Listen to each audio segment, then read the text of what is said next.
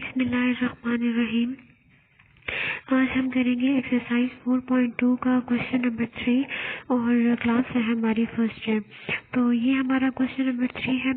इसको सॉल्व करते हैं। x⁻6 - 9x cube + 8 = 0। इसको हम सॉल्व करना शुरू करेंगे। सबसे पहले हमने जो एक स्टेप यहाँ पर मिसिंग है, इसको थोड़ा सा हमने ब्रेक करके लिखना है। x⁻6 है, इसको हम लिख सकते हैं x⁻3 और ब्रैकेट के अंदर और ऊपर फिर पावर 2 आगे -9x क्यूब + 8 = 0 उसी तरह लिख लेंगे।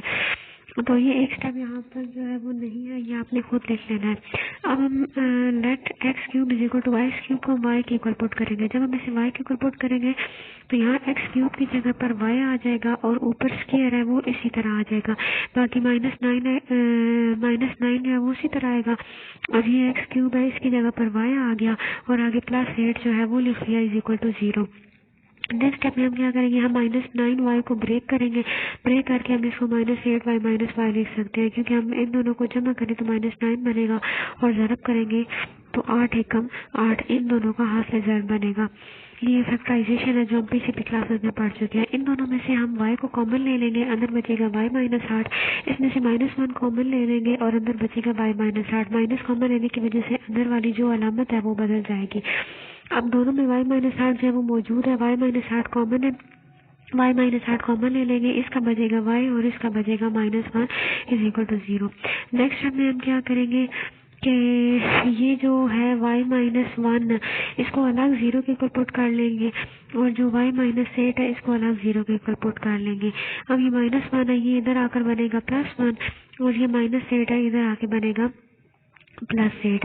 इसके बाद हमने करनी है बैक सब्स्टिट्यूशन। बैक सब्स्टिट्यूशन क्योंकि हमने y को x³ के इक्वल पुट किया था, तो पहले यहाँ पर बैक सब्स्टिट्यूशन करेंगे, फिर यहाँ पर बैक सब्स्टिट्यूशन जो है वो हम करेंगे। तो अब जब y 1 होगा, ठीक है, पहली y की जो वैल्यू थी वो क्या थी, 1 थी। अब y की जगह बैक सब्स्टिट्यूशन x³ हम लगा देंगे, x³ - 1 = 0। x³ - 1 इस पर हमने फार्मूला खोलना है a³ - b³ का। a³ - b³ हमारे पास इक्वल टू होता है a - b into a² + ab + b²।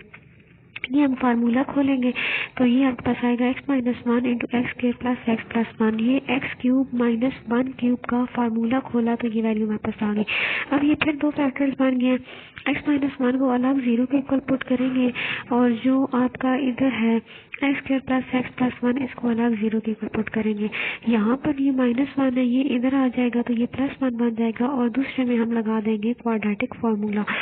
Quadratic formula लगाएंगे, उसके मुताबिक यहाँ a जो है ये 1 है, b जो है ये 1 है और c जो है ये भी 1 है। क्वाड्रेटिक फार्मूला आपको आता है, वो क्या होता है, इसमें हम अपनी वैल्यूज पुट कर देंगे। वैल्यूज पुट करने के बाद हम इसको सिंपल सॉल्व करके ले आएंगे तो ये हमारा जो है वो आंसर आ जाएगा। अब हमारे पास जब हमारे पास हमने y1 पे बैक सब्स्टिट्यूशन किया तो इसमें हमारे पास x की वैल्यूज आ गई हैं 3। एक x = 1 और 2 ये वैल्यूज हैं, इसको हम एक ही मतलब कंबाइन करके लिख लेंगे, -1 + -√-3/2। अब हमने जो है यहाँ पे से क्योंकि हमारे पास 2 वैल्यू थी, एक थी y = 1। अब y = 1 पे हम बैक सब्स्टिट्यूशन कर चुके हैं, तो अब हमने y = 8 के ऊपर बैक सब्स्टिट्यूशन दोबारा से करनी है। अब यहाँ y = 8 पे बैक सब्स्टिट्यूशन करेंगे, y = 8। अब y किसके इक्वल हमने लिया था, x³ के। y की जगह हम x³ लिख देंगे, 8 की जगह हम 2 क्यूब लिख सकते हैं, 2 × 2 × 2 ये 8 के बराबर होता है।